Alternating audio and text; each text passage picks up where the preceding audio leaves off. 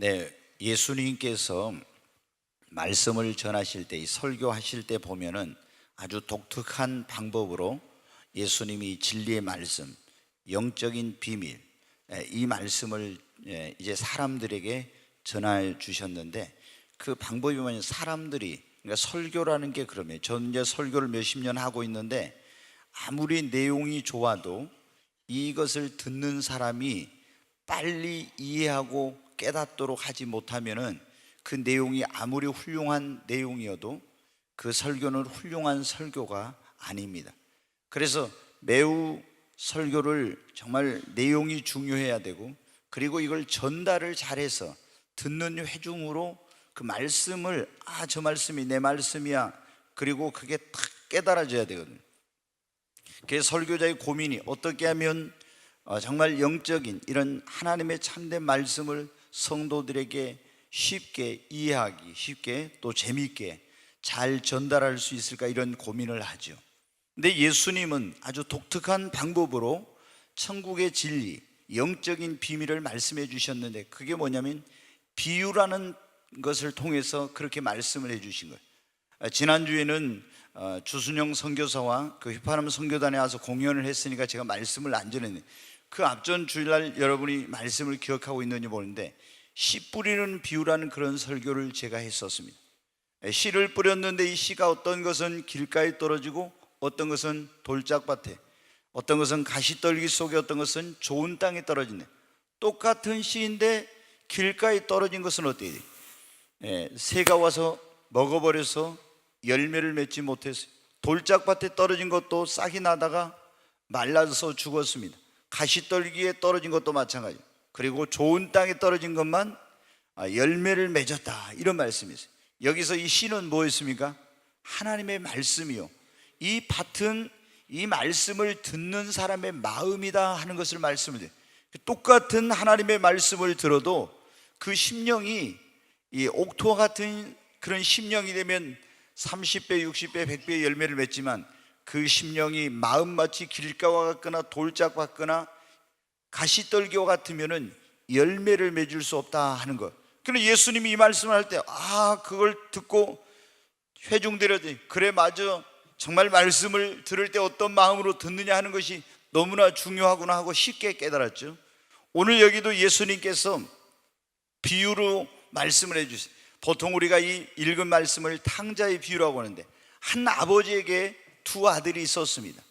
이 아버지는 굉장히 부유하고 사랑이 많고 그리고 정말 좋은 아버지였어요. 그런데 두 아들 가운데 둘째 아들이 어느 날 아버지에게 와서 그럽니다. 아버지, 내게 물려줄 유산을 지금 주십시오. 원래 유산이라는 것은 뭡니까? 부모님이 돌아가실 때 이제 자녀들에게 각각 자녀들의 몫을 정해가지고 재산을 물려주는 걸 유산이라고 하는데, 아버지가 아직 돌아가실 때도 안 됐는데 둘째 아들이 와서 아버지에게 자기 몫을 달라고 하는 거예요. 계속 때를 쓰고 고집을 부리고 하니까 아버지가 할 수 없이 둘째 아들을 이게 그 몫으로 정해놨던 그것을 이제 아들에게 이제 주었습니다. 그랬더니 이 아들이 어때요? 아버지에게 물려받은 그 유산을 가서 전부 다 팔아가지고 현금으로 만들어서 아버지의 간섭이 미칠 수 없는 먼 나라로 갔습니다. 거기서 이제 어떻게 돼? 자기가 정말 사업도 하고 그리고 재밌게 인생을 그렇게 아버지의 간섭이 없는 곳에서 살아보겠다는 거예요. 그리고 가지고 그걸 사업도 했을 겁니다. 그리고 또 돈이 있으니까 허랑방탕하면서 술 친구들로 더불어 먹고 마시며 이러면서 이제 시간을 보내다가 사업에도 실패하고 결국에 가지고 있던 돈은 떨어지게 되었습니다. 자기 힘으로 능력으로 굉장히 하면 아버지보다도 더 잘할 수 있을 것 같고 성공할 수 있고 그래 행복한 인생을 살 거라고 생각했던 사람이 이제 돈도 잃고 그리고 이제 모든 것을 가지고 있던 걸 다 잃어버리게 되었습니다. 그런데 그 나라에 마침 뭐가 들었지? 흉년이 들었어요. 흉년이 들면 여러분 어때요? 인심이 사나워집니다. 돈이 있어도 굉장히 흉년이 들면 어려운 판에 돈도 떨어지고 이 먼 나라 타국에서 이방 땅에서 흉년이 들었으니까 오갈 데가 없는 거예요. 이제 먹고 사는 것 자체가 이제 어려운 상황이 됐습니다. 그래서 할 수 없이 돼지 치는 농장에 가서 나를 좀 밥만 먹여주고 여기서 일할 수 있도록 해주세요 해가지고 겨우 어렵게 이제 취직을 했어요. 근데 이 흉년이 들다 보니까 주인이 충분하게 이 머슴살이하는 이 사람에게 양식을 주지 않습니다. 그래서 너무 배가 고파가지고 이 청년이 돼지가 먹는 쥐염 열매를 먹으려고 하는데 그것마저도 넉넉하지 못하네. 날마다 배를 고르면서 정말 이제 그 귀공자, 왕자 같은 부잣집 아들로 살던 이 사람이 인생의 가장 밑바닥까지 떨어져 가지고 돼지를 치면서 신발도 신지 못한 가운데서 비참한 그런 인생을 살고 있는 거예요. 근데 어느 날 자기 인생을 돌아보면서 자기 처지를 보니까 너무나 기가 막힌 거예요. 아니 지금 자기 아버지 집에는 얼마나 양식이 풍족하고 거기에 있는 종들도 머슴들도 배고픈 거 가지고 먹고 사는 거 가지고는 걱정하지 않는데 나는 이게 도대체 뭔가. 그래서 안 되겠다, 여기서 이렇게 굶어 죽느니 차라리 아버지에게로 돌아가자. 내가 이제 아버지한테는 아들로 받아달라고 할 그런 면목 없으니까 아버지에게 가서 내가 하늘과 아버지께 죄를 지었사오니 나를 품꾼의 하나로 받아주시옵소서. 이렇게 해가지고 이제 돌아가야 되겠다 하고 결단을 하고 어떻게 돼? 돼지 치던 그곳에서 일어나가지고 아버지 집을 향해서 이제 오는 거예요. 여러분, 그때 돌아올 때 이 아들의 마음이 어떠했겠습니까? 정말 얼마나 오고 싶지 않는 그곳이었죠. 성공해가지고 보란듯이 그렇게 오고 싶은 그런 길이었지만은 그의 기대와는 정반대가 된 겁니다. 그런데 여러분 어떻게 돼요? 이 아들이 집을 나간 후에 아버지는 어떻게 돼요? 이 아들이 돌아오기만을 간절히 기도하면서 기다리고 있었습니다. 매일매일 동네 어귀에 나와서 이제나 저제나 이 아들이 돌아오기를. 그런데 어느 날 보니까 어떻게 돼요? 저기 멀리서 오는데 힘이 없고 어깨가 쭉 처지고 폐잔병처럼 터덜터덜 걸어오는 그 모습이 꼭 사랑하는 둘째 아들의 모습이라. 또 눈을 크게 떠서 보고 또 보니까 분명히 자신의 둘째 아들입니다. 아들은 아버지를 보지 못했으나 아버지는 아들을 발견하고 아들의 이름을 부르면서 달려가는 거예요. 그리고 온몸에서 돼지똥이 묻어가지고 돼지똥 냄새가 진동하는 그 아들을 끌어안고 그 아들에게 입을 맞춥니다. 아들이 뭐라고 하냐면, 아버지, 나는 하늘과 아버지께 죄를 지었으니 아버지의 아들이라 일컬을 자격이 없는 놈입니다. 그런데 아니다 하면서 이 아버지는 아들을 끌어안는 거예요. 그리고 집으로 이제 이 아들을 데리고 와서 종들을 불러가지고 우리 집에서 제일 좋은 옷을 내어다가 입히라. 그리고 발에 신도 없었는데 발에 신을 신기고 손에 가락지를 끼우고 그리고 살찐 송아지를 잡아서 잔치를 벌이자. 이 내 아들은 죽었다가 다시 살아왔으며 잃었다가 내가 얻었노라. 그래서 송아지를 잡아가지고 큰 흥겨운 잔치를 하면서 이 아들이 돌아오게 됨을 인하여 기뻐하고 즐거워했다는 그런 내용입니다. 여러분, 조금 전에 이 말씀이 뭐라고 했어요? 비유라고 했잖아요. 비유. 우리의 삶 속에서 비유라는 것은 있음직한 그런 일을 예수님께서 그렇게 이제 천국의 진리를 말씀하실 때 그거를 사용하신 그런 걸 비유라고 해요. 여기서 이 비유에서 아버지는 뭐냐? 사랑 많은 아버지는 누구를 의미하면 하나님을 상징합니다. 이 비유에서 이 아버지 집을 떠났는데 이 아버지 집은 뭐냐면 교회를 의미하고, 그 아버지 집을 떠나서 먼 나라로 갔던 이 둘째 아들은 하나님의 교회를 떠나서 하나님의 품을 떠나서 나의 힘과 능력으로 내가 세상에서 얼마든지 행복하게 성공하고 잘 살 수 있다고 하는 하나님을 떠난 인생들, 신앙생활하다 교회를 멀리하고 세상으로 간 그런 성도들을 이 둘째 아들은 상징해요. 여러분, 사람들은 오늘날 보면 이 둘째 아들처럼 하나님의 간섭 없이 내 마음대로 내가 살고, 그리고 육신의 쾌락과 정욕을 즐기면 행복할 줄 알지만은 여러분 어떻습니까? 이 둘째 아들이 아버지를 떠나고 아버지 집을 떠나가지고 성공했습니까? 행복했습니까? 아니에요. 여러분이 실패하고 인생은 허랑방탕하고 그리고 고통과 불행이 따르는 비참한 인생으로 전락하고 말았잖아요. 우리 주변에서 보면 여러분 어떻습니까? 하나님을 떠나서 사는 인생들이 진짜 행복합니까? 행복하지 못해요. 하나님 없는 가운데 내 마음대로 내 뜻대로 살면 행복할 것 같지만은 행복하지 못하고 성공할 것 같지만 성공하지 못해요. 저는 여러분 어떻게 하나님의 집을 떠난 교회를 떠나 사는 사람들, 이 둘째 아들처럼 아버지 집인 교회를 멀리했던 사람들을 보면은 세상으로 가서 처음에는 뭐 세상 거 즐기고 이러니까 좋은 것 같지만은 다 나중에 보면 주님을 멀리하고 하나님의 교회를 떠난 사람들이 나는 성공하고 행복하고 잘된 거 보지 못했어요. 목회를 30년 넘게 했으니까 제가 여러분 그런 거 얼마나 많이 봤겠습니까?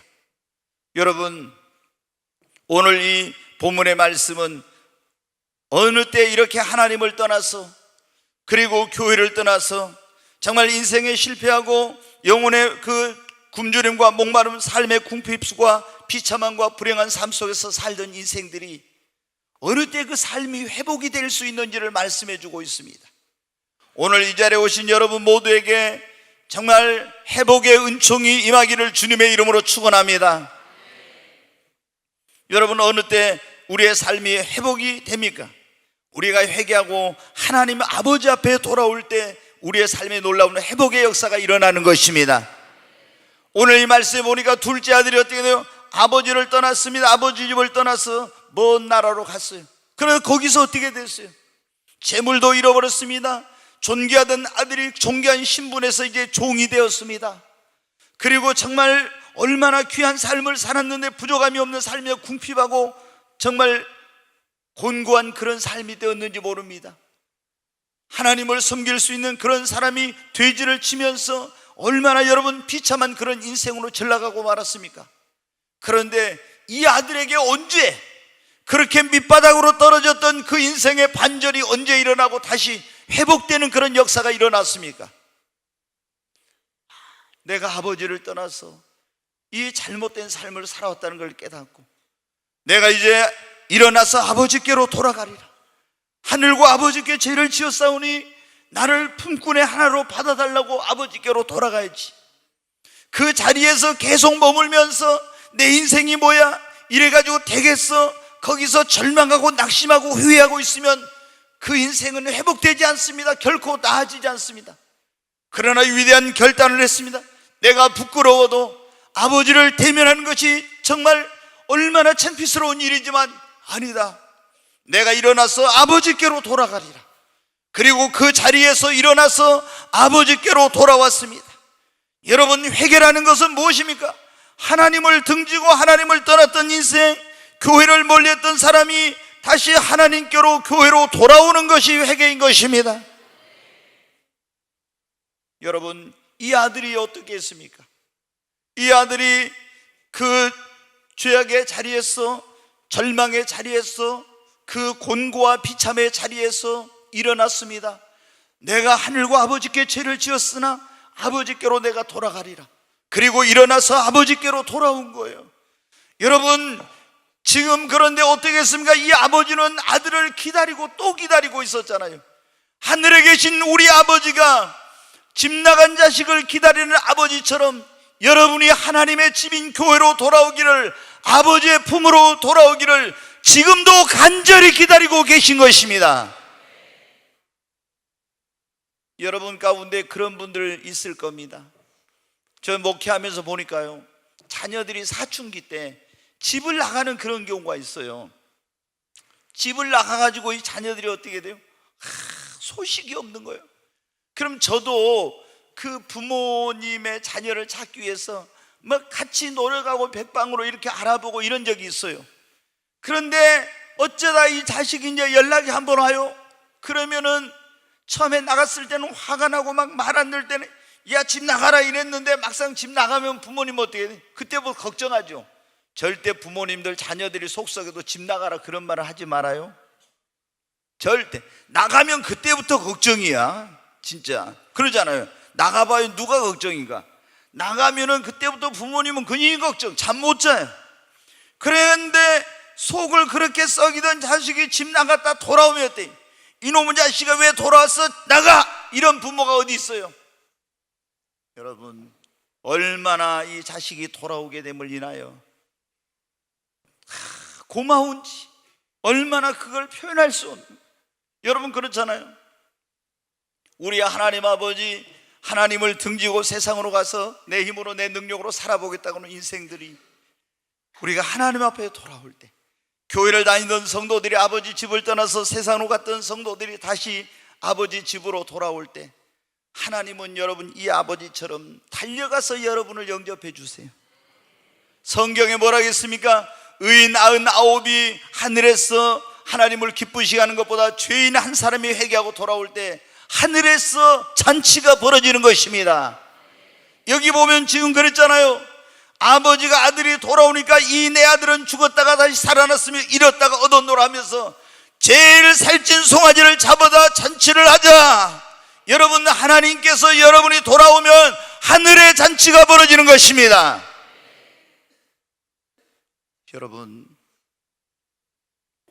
우리가 그런데 이 아들이 어떻게 돼요? 자기가 아무리 거기서 자기 회복이 하고 돌아오려 안 돼. 근데 아버지께로 돌아오니까 어떻게 돼요? 굶주린 배가 채워지고 비참하고 그 정말 밑바닥 인생이 되었던 그의 모든 것이 다시 회복되는 역사가 일어났잖아요. 아멘. 하나님께로 돌아오면, 아버지께로 돌아오면 아버지가 회복시켜 주십니다. 제가 보면요, 어떤 분들은 그래요. 목사님, 저 너무 창피해가지고 신앙생활하다 교회를 떠나서 어떤 어려움 막 실패하고 이런 분들이 빨리 주님 앞에 돌아와. 그러면 뭐라고 해요? 어떻게 이렇게 해가지고 내가 주님 앞에 갑니까? 어떻게 이래가지고 성도들 만납니까? 그러면서 좀 나아지면 가겠대. 회복해가지고. 절대로 안 돼요, 여러분. 먼저 돌아오면은 하나님이 회복시킵니다.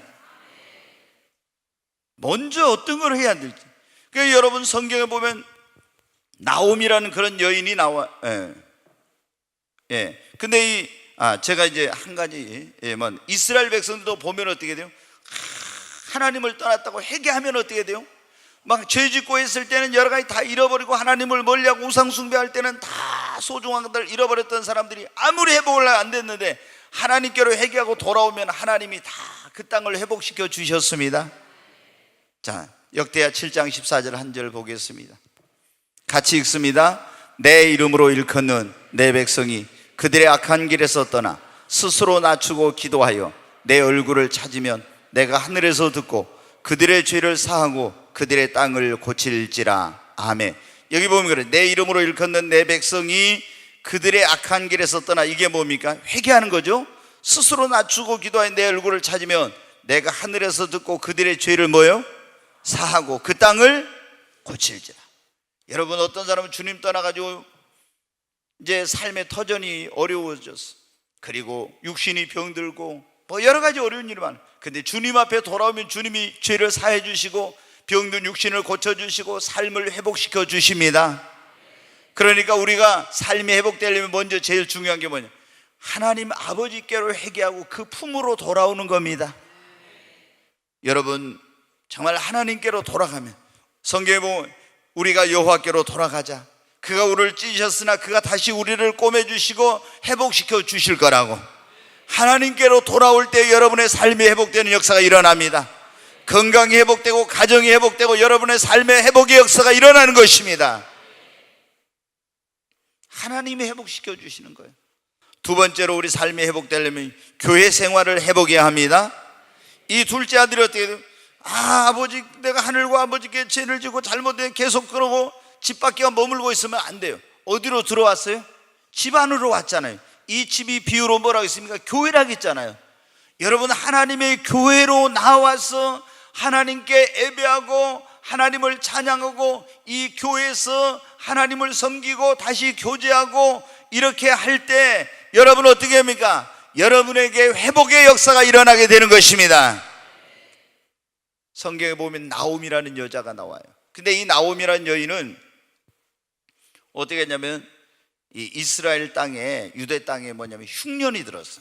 우리가 신앙생활 하면서 때때로 어떤 어려움이 좀 올 때가 있어요. 그건 뭐냐면 하나님이 우리 믿음을 연단하고 훈련을 시키는 거예요. 더 큰 축복을 주시고 더 귀하게 쓰시려고 할 때.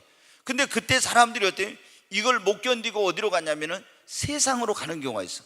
그러면은 잠시 어려움을 벗어난 것 같지만 더 큰 어려움에 빠져요. 나오미는 어때요? 유대 땅 베들레헴에 살고 있었는데 흉년이 드니까 자기 남편은 여보 우리 여기서 못 살겠어요? 저기 양식이 많다는 모압 땅으로 갑시다. 그래가지고 남편하고 충동질하고 두 아들을 데리고 들어오면 모압 땅으로 갔어요. 그러면 이 유대 땅 베들레헴은 뭐냐? 하나님의 약속이 있는 땅이요 하나님을 섬기는 땅인데 그것을 떠나서 좀 힘들고 어렵다고 들어가니 모압 땅 우상 숭배하는 하나님을 섬길 수 없는 그 땅으로 간 거예요. 처음에 흉년을 피해가지고 이제 자랐구나 했는데 어떻게 했어요? 남편이 어느 날 죽어요. 아들이 또 하나 죽고 좀 있으니까 또 아들이 하나 죽어요. 이제 집안에 여러분 어떻게 했어요? 원래 그 두 아들도 믿는 자는 믿는 자하고 결혼했는데 안 믿는 이방 여인하고 결혼했는데 남편 죽고 두 아들 죽고 집안에 과부가 셋이 된 거예요. 낯설고 물설은 그런 이방 나라에서 얼마나 외롭고 얼마나 고통스러운지 모릅니다. 그런데 남편 죽고 두 아들 죽었는데 내가 고향으로 돌아가면은 남편 잡아먹고 두 아들 잡아먹고 돌아왔다고 할지 모르는데 어떻게 돌아갈 수 있을까? 그러나 여러분, 나오미는 결단했어요. 유대 땅 베들레헴의 소문이 들려옵니다. 거기에 하나님 복을 주셨고 양식을 주셨다고. 내가 이 땅에서 이렇게 살 수는 없지. 부끄러워도 하나님의 약속의 땅으로 가야지. 그리고 일어나서 이제 며느리들을 불러놓고 말합니다. 나는 유대 땅 베들레헴으로 가겠다. 하나님이 나를 치셨으나 내가 그 땅으로 돌아가겠다고 그렇게 하니까 며느리들이 어떻게? 어머니, 저희도 따라가겠습니다. 그런데 여러분한테 나오미가 말합니다. 너희들이 나 따라와 봤자 낯설고 물서는 거에 아무 소망이 없으니까 너희 친정으로 돌아가라고. 사실 이렇게 하면 안 되는데 친정으로 가라고. 그러니까 오르바는 가버리고 루시라고는 며느리만 어머니 가신 곳 나도 가고, 어머니 하나님이 나의 하나님으로 섬겨 어머니 죽는 곳에 나도 죽겠습니다 하면서 따라와요. 그런데 나오미가 돌아오니까 베들레헴 사람들이 나와서 막 환영을 합니다. 나오미가 돌아왔다. 나오미가 돌아왔다. 나오미라는 말은 뜻은 원래 기쁨이라는, 희락이라는, 즐거움이라는 뜻이에요. 그 부모가 너는 기쁘게 행복하게 즐겁게 살라고 지어줬어요. 그런데 여러분 어떻게 된 거예요? 이 나오미가 돌아왔다, 나오미가 돌아왔다, 나오미가 돌아왔다 이러니까 뭐라고 해요? 나를 이제는 나오미라고 부르지 말고 마라라 부르라고. 마라라는 뜻은 뭐냐? 고통, 괴로움, 쓰다 그런 뜻이죠. 나는 지금 하나님의 집을 떠나가지고 이방으로 갔다가 세상으로 갔다가 남편도 잃고 두 자녀도 잃고 인생이 고통스럽고 괴로운 사람이 됐다고. 그런데 유대 땅 베들레헴으로 돌아왔는데 어떤 일이 일어났냐? 이 베들레헴이라는 말은 떡집이라는 그런 뜻이, 오늘날로 말하면 이걸 영적으로 해석하면 교회라는 그런, 예수님이 생명의 떡이잖아요. 이 교회는 생명의 떡을 나눠주는 곳입니다. 아멘. 너희 조상들이 광야에서 만나를 먹어서 주었거니와 나는 하늘로부터 내려온 산 떡이니 이 떡을 먹는 자는 영원히 죽지 아니하리라. 여러분, 예수는 생명의 떡이십니다. 이 예수, 생명의 떡이신 예수를 먹으면 영생을 얻습니다. 베들레헴은 바로 생명의 떡이 나눠지는 교회를 상징해요. 베들레헴에 돌아왔습니다. 그랬더니 룻이 시어머니를 공경하기 위해서 그때 추수해 뗐는데 밭에 나가서 떨어진 이삭을 줍다가 보아스라는 사람을 만나가지고 다시 재혼을 하게 되고 가정을 이루게 되고, 그리고 이 무너졌던 가문이 회복되고, 그 정말 이 나오미의 인생과 삶이 모두가 회복되는 놀라운 역사가 일어났어요. 거기에서 그 다윗의 할아버지가 나오고, 그리고 그 후손에서 다윗이 나오고, 그 후손으로 예수 그리스도가 오시고, 여러분, 이렇게 피폐하고 완전히 비참하게 되었던, 망가졌던 인생과 가정과 가문과 삶이 회개하고 하나님께로 돌아오고 교회 생활을 회복하자 회복되는 놀라운 역사가 일어난 것입니다. 여러분, 교회를 우리가 다른 말로 뭐라 해요? 축복의 전당이라고 하잖아요. 아멘. 이것이 아버지의 집입니다. 진리의 기둥과 터요 하나님 아버지가 계신 곳이 이곳입니다. 여러분, 교회를 떠나서는 절대 예수를 믿는 사람 물고기가 물을 떠나 살 수 없는 것처럼 주님을 떠나서 교회를 떠나 살 수 없어. 우리가 주님 앞에 돌아올 뿐만 아니라 교회 생활을 회복할 때 여러분의 삶에 하나님의 회복의 은총이 임하게 되는 것입니다. 그러므로 여러분, 무엇보다도 여러분 교회를 가까이 하십시오. 옆에 있는 분들 손잡고 우리 교회를 가까이 하십시다. 아멘. 네. 술집을 가까이 하면 뭐가 돼요? 알코올 중독자가 돼. 이 교회를 가까이 하면 자꾸 뭐가 생겨요? 교회는 또 믿음의 집이라 믿음이 생겨납니다. 교회를 가까이 하면 하나님을 만납니다. 교회를 가까이 하면 여러분 좋은 일만 일어납니다. 여러분, 교회를 가까이 하시기를 바랍니다. 늘 교회를 가까이 하면서, 그러니까 이사를 갈 때 어때요? 누가 교회 뭘 이사 간다고 하면 제가 뭐라 해요? 좋은 집이 저기 남학에 있다고, 아니면 어디에 있다고 좋은 집 찾아서 가지 말고, 연산 주공이 옛날에는 제일 좋은 집이었는데 지금은 좀 시간이 지났다고 여기 안 살고 더 좋은 데로, 그래도 이 주변에 아파트 많이 짓고 있는데 여러분 갈 데 없으면 어찌됐든 교회 가까이 와요. 아멘. 그게 여러분의 축복입니다. 이스라엘 백성들 여러분 어떻게 하세요? 광야에 갈 때 진을 칠 때 어디 성막 있으면 동서남북에 이스라엘 12지파가 진을 쳤잖아요. 성막 중심의 생활, 이게 뭐예요? 교회 중심의 생활. 이스라엘 백성들은 여러분, 우리나라는 집을 지을 때 옛날에 남향으로 지었지만은 이스라엘 백성들은 어때? 하나님의 성전 쪽에 있는, 이렇게 해서 다 집을 지어요. 어디 있든지 성전 중심의 생활, 이것이 여러분 축복된 삶의 비결입니다. 여러분이 교회를 가까이 하고 하나님께 예배를 드리면 여러분의 삶에 회복의 은총이 임하게 됩니다. 주일날 그냥 와서 예배만, 낮에 2부 예배만 드리고 가지 말고 식사도 하고 좀 가세요. 아멘. 이 목사님들이 그래요. 이 목회를 뭐라 하면 먹회라고 그래요. 먹회 뭔지 아시죠? 아무리 우리가 있잖아요, 교회 제가 보니까 그러더라고.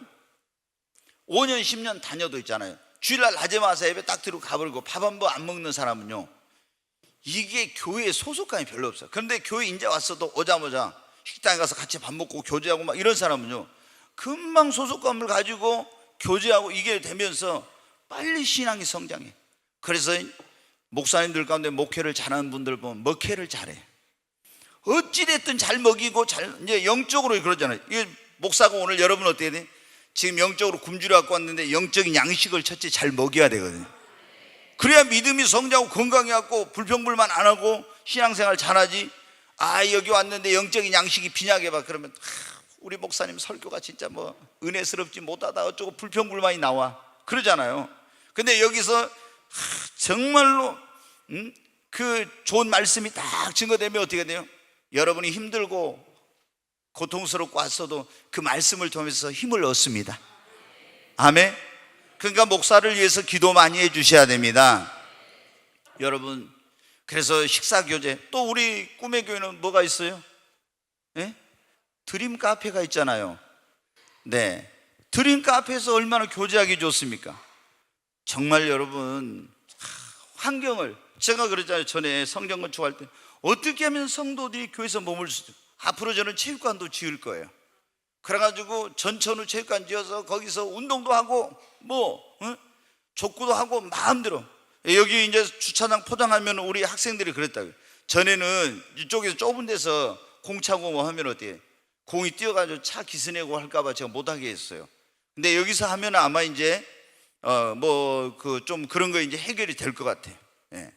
여러분 어때요? 교회에서 같이 교제하고 차도 마시고 모든 환경이 얼마나 좋습니까?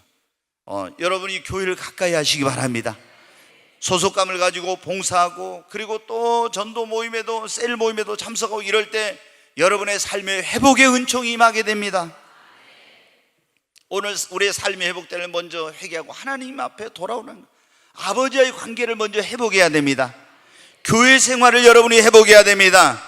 세 번째 뭐냐면 우리의 삶이 회복되려면 신앙, 이 믿음이 여러분의 회복이 돼야 됩니다. 여러분 어떻게 돼요? 어떤 사람들은 교회는 왔는데 믿음이 회복이 안 돼. 그러면 삶의 회복이 안 돼요. 그러니까 여러분이 삶이 모든 것이 회복이 되고 건강이 회복되고 가정이 회복되고 이런 게 회복되려면 어떻게 했냐? 하나님 앞에 나오고 교회 나올 뿐만 아니라 이제 빨리 신앙을 회복해야 돼요.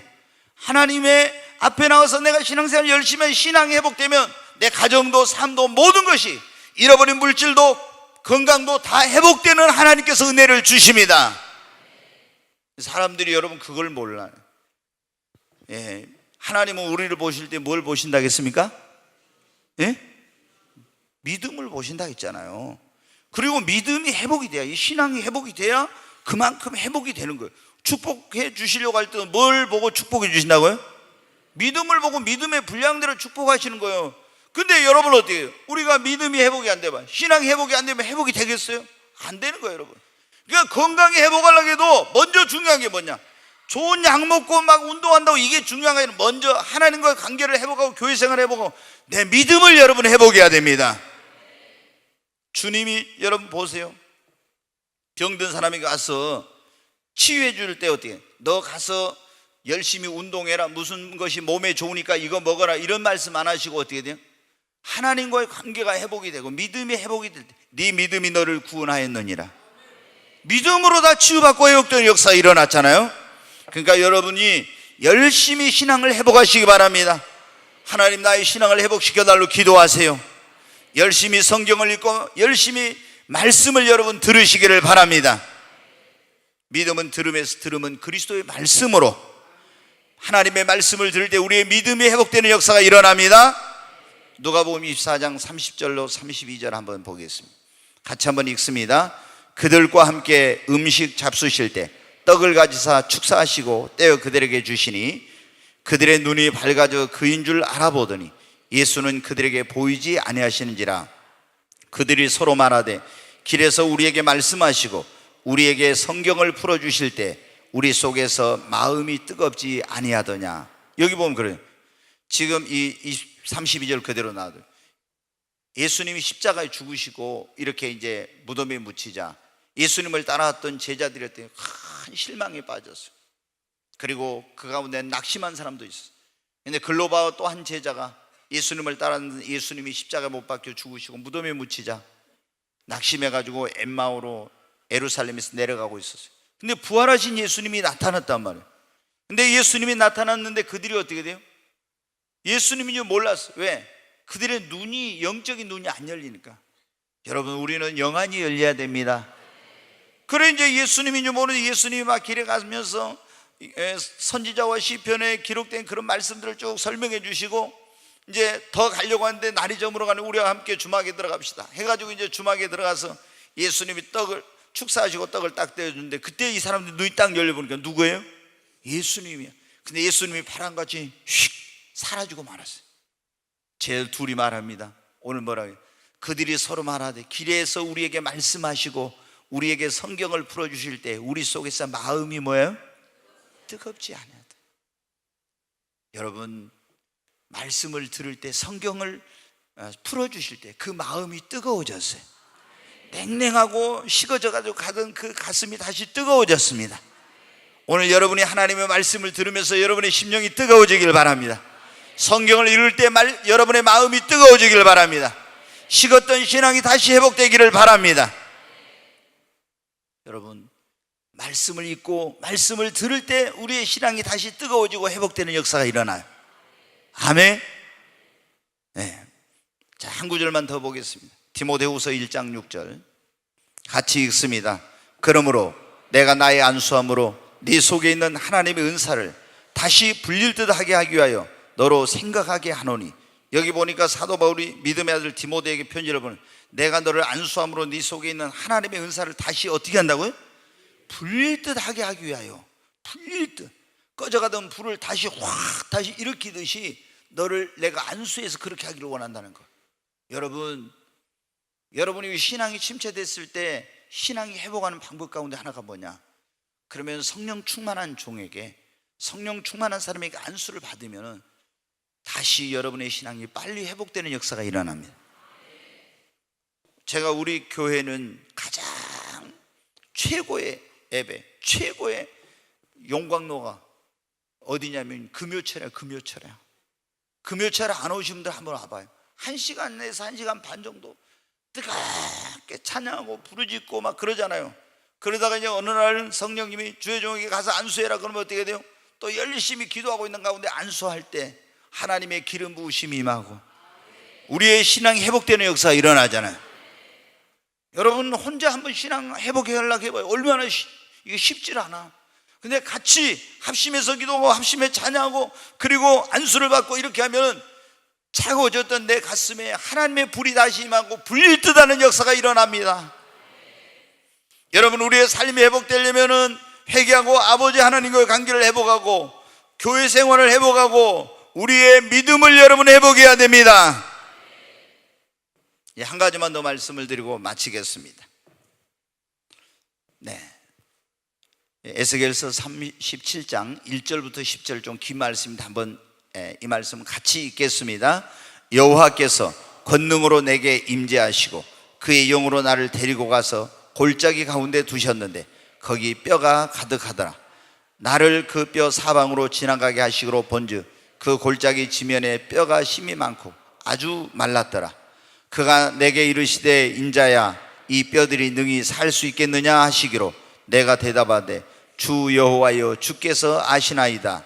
또 내게 이르시되 너는 이 모든 뼈에게 대언하여 이르기를 너희 마른 뼈들아 여호와의 말씀을 들을지어다.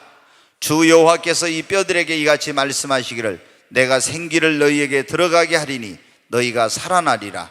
너희 위에 힘줄을 두고 살을 입히고 가죽으로 덮고 너희 속에 생기를 넣으리니 너희가 살아나리라. 또 내가 여호와인 줄 너희가 알리라 하셨다 하라. 이에 내가 명령을 따라 태어나니 태어날 때 소리가 나고 움직이며 이 뼈 저 뼈가 들어맞아 뼈들이 서로 연결되더라. 내가 또 보니 그 뼈에 힘줄이 생기고 살이 오르고 그 위에 가죽이 덮이나 그 속에 생기는 없더라. 또 내게 이르시되 인자야 너는 생기를 향하여 태어나라. 생기에게 태어나 이르기를 주 여호와께서 이같이 말씀하시기를 생기야 사방에서부터 와서 이 죽음을 당한 자들에게 불어서 살아나게 하리라 하셨다 하라. 이에 내가 그 명령대로 태어나했더니 생기가 그들에게 들어가매 그들이 곧 살아 일어나 사는데 극히 큰 군대더라. 아멘. 아멘. 에스겔이라는 선지자가 있었어요. 근데 에스겔 선지자에게 하나님이 어느 날 영이 임해가지고 어떤 골짜기로 데리고 와요.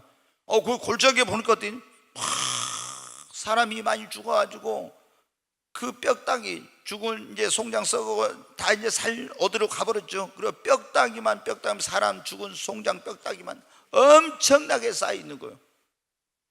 근데 하나님의 음성이 들려요. 인자야 이 뼈들이 능히 살겠느냐 이렇게 물어봐요. 아니 이게 뭐 지금 죽은 것도 아니고 마른 뼈다귀만 여기저기 흩어져 있는데 이 뼈들이 살겠느냐고 물어보는 거예요.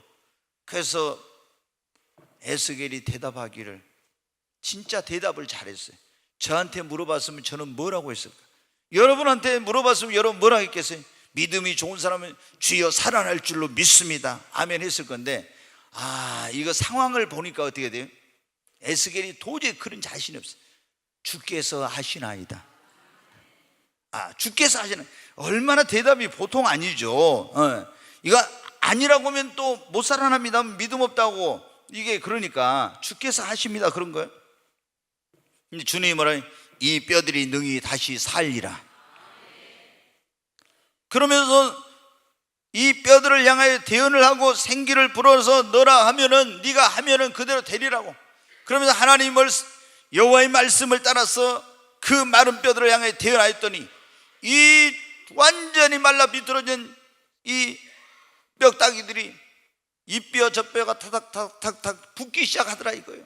그리고 딱 붙더니 사람 모양이 딱 생겨. 여러분 병원에 가면 보셨죠? 사람 모양 이렇게 딱 그 해놓은 거 뼈만 있는 거 그런 식으로 딱 붙어. 그다음에 거기에 힘줄이 생기고 거기 살이 딱 올라. 그래가지고 어때? 사람의 모습은 됐는데 아직 이게 뭐예요? 살아서 움직이지는 못해. 근데 이제 하나님 다시 말씀합니다. 생기야 사방에서 불어와서 사망을 당한 자들에게 들어가 살게 하라 하는 거예요. 그래서 에스겔 선지자가 생기야 사방에서 불어와서 이 사망을 당한 자들에게 들어가 살게 하라 했더니 사방에서 동서남북에서 생기가 불어와요. 그러더니 들어가니까 어떻게 죽었던 사람들이 살아 일어났습니다. 여러분, 이 생기가 뭐예요? 우리가 보니까 죽은 것들이 살아나려면 하나님의 말씀은 죽은 걸 살리는 역사가 있어요. 그리고 이것을 더 완전하게 하는 것은 하나님의 생기 성령입니다. 성령의 바람이 불어오니까 죽은 것이 살아나고 회복되는 역사가 일어났어요. 여기서 이 생기는 르하으라 해서 하나님의 영, 하나님의 그런 성령을 의미하는 거예요. 성령이 그냥 동서남북에서 무슨 바람이 불어오니까 동남풍이 불어오고 서북풍이 불어오고 이게 아니라 생기 하나님의 영이 불어오니까, 성령의 바람이 불어오니까 죽은 것이 살아나고 회복되는 역사가 일어난 거예요. 여러분의 심령에 하나님의 성령의 바람이 불어오면 여러분의 심령이 회복됩니다. 여러분의 가정에 성령의 바람이 불어오면 여러분 가정이 회복됩니다. 침체된 교회도 성령의 바람이 불어오면 다시 회복되고 일어나 여호와의 군대가 되고, 이 삼천리 긍수하고 강산에 여러분 성령의 바람이 불어오면 이 민족이 살아나는 역사가 있는 것입니다. 언제 우리의 삶이 회복되냐? 건강도 마찬가지. 예수님이, 아니 사도 바울이 로마에 있는 성도들의 편지를 보면서 그랬잖아요. 예수를 죽은 자 가운데 살리신 이의 영이 너희 안에 거하시면 너희 죽을 몸도 살리시리라. 우리 건강이 병들고 죽게 생겼는데 죽은 자를 살리신 그 성령의 바람이 내 안에 불어오면 우리 건강도 회복되는 역사가 일어나는 것입니다. 여러분, 오늘 보세요. 아버지 떠나서 내 혼자 내 힘으로 살겠다고, 그러면 행복하고 잘 살 수 있다고 했던 사람, 아버지 집을 떠났던 사람이 행복하고 잘 살았습니까? 얼마나 여러분 실패하고 비참하고 그런 불행한 인생이 되었습니다. 그런데 그런 가운데서 자기의 잘못을 깨닫고 아버지께로 돌아오고 아버지 집으로 돌아오고 이렇게 하니까 여러분 어떻게 돼요? 다시 아버지의 관계가 회복되고 그 아버지 집으로 돌아오니까 잃어버렸던 것들이 다 다시 회복되는 역사가 있었잖아요. 우리도 하나님 아버지께로 돌아와야 돼요. 우리도 교회 생활을 회복해야 됩니다. 다시 신앙을 회복해야 됩니다.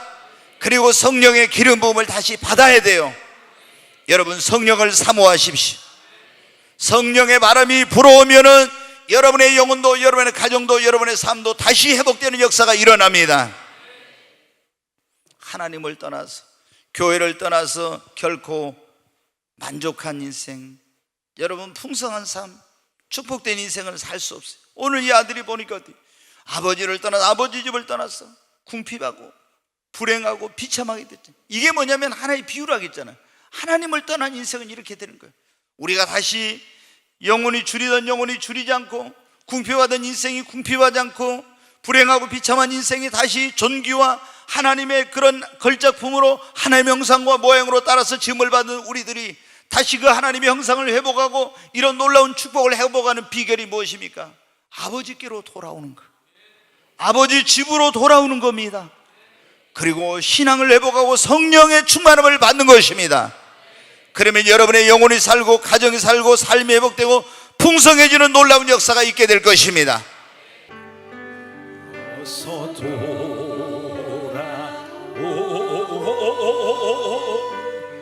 어서 돌아만고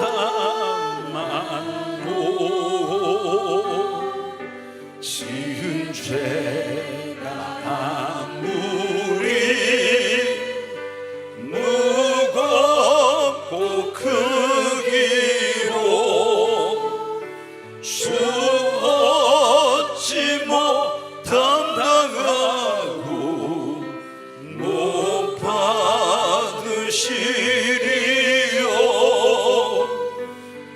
우리 주의 넓은 가슴은 하늘보다 넓어. 어서 돌아오,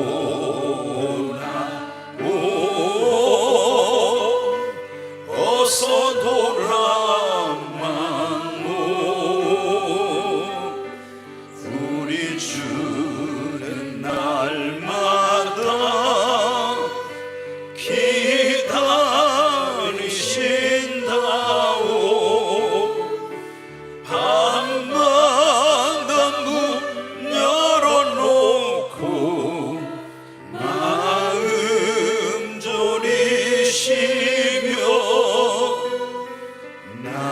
자식 돌아오기만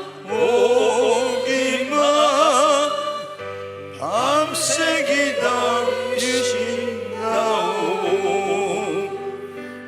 어서 돌아오, 어서 돌아만오. 채찍 맞아 아파도 주님의 손으로 때리시고 어루만져 위로해 주시는 우리 주의 넓은 품으로 어서 돌아오소. 우리 두 손을 들고 주여 세 번 외치고, 하나님, 내가 주님 앞에 왔사오니 나의 과거의 허물과 죄, 하나님을 떠나서 살았던 이 모든 것들을 용서해 주시고 아버지 나를 받아주시옵소서. 그 둘째 아들이 내가 하늘과 아버지께 죄를 지었사오니 아버지 나를 용서해 달라고 했던 것처럼 그런 심령으로 다시 한번 하나님 나를 받아주시고 용서해 예수의 피로 깨끗게 하여 주시고 나의 삶, 나의 가정, 나의 신앙, 이 모든 것을 회복시켜 주시옵소서. 우리 주여 세 번에 치고 기도합니다. 주여, 주여, 주여. 간절히 하나님 앞에 기도합니다. 회복의 은총을 베풀어 주시는 아버지, 내 마음대로 내 뜻대로 살고 싶어서 하나님을 멀리하고 세상으로 갔던 나입니다. 아버지 나를 용서하여 주시옵소서. 그동안 하나님 없이 주님을 모르고 살았습니다. 또 아버지를 떠나서 세상의 쾌락을 쫓아서 세상의 성공을 쫓아서 살았습니다. 허랑방탕한 인생, 무가치한 삶을 살았던 나입니다. 아버지 용서하여 주시오.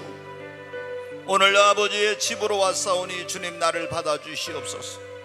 예수님의 십자가 흘린 피로 내 모든 허물과 죄를 씻어주시고 하나님 깨끗게 하여 주시옵소서. 아버지, 다시 한번 내가 교회 생활을 회복하고 하나님 신앙을 회복하기를 원합니다. 하나님의 성령으로 기름 부어 주시옵소서.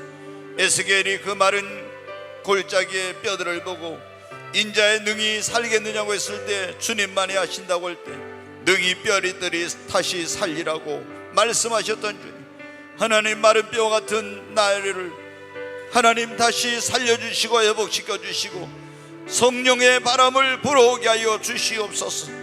다시 차가웠던 심령이 뜨거워지게 하시고 불일듯하게 하여 주시옵소서. 아버지, 가정이 회복되게 하여 주시옵소서. 내 삶의 터전이 회복되게 하여 주시옵소서. 병든 육신이 회복되게 하여 주시옵소서. 회복의 은총을 베풀어 주시는 아버지, 다시 한번 회복시켜 주시옵소서. 탕자처럼 살아온 아들입니다. 용서하여 주시옵소서. 그 둘째 아들이 돌아올 때 책망치 않으시고 영접해 주시고, 그리고 정말 가장 좋은 옷으로 손에 가락지를 끼고 발에 신을 신기고 살찐 송아지를 잡아서 잔치하며 즐거워하고 다시 회복시켜 주셨던 것처럼 좋으신 아버지 하나님, 나를 회복시켜 주시옵소서.